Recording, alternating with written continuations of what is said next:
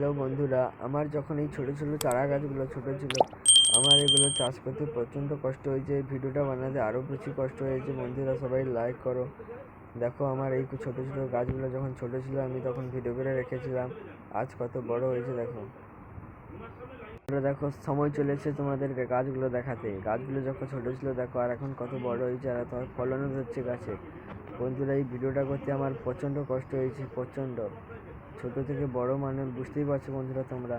এই দেখো কত রকমের ফলন হয়েছে। তরাই, আমি মকা চাষও করেছি, কচুও লাগাচ্ছি, ভেড়ি, আমার গাছে আবার মকাও ধরেছে। বন্ধুরা দেখো, এই দেখো কত কিছু হয়েছে, বেগুন টেগুন কত কিছু, ঝিঙে, টমেটোও লাগিয়েছি।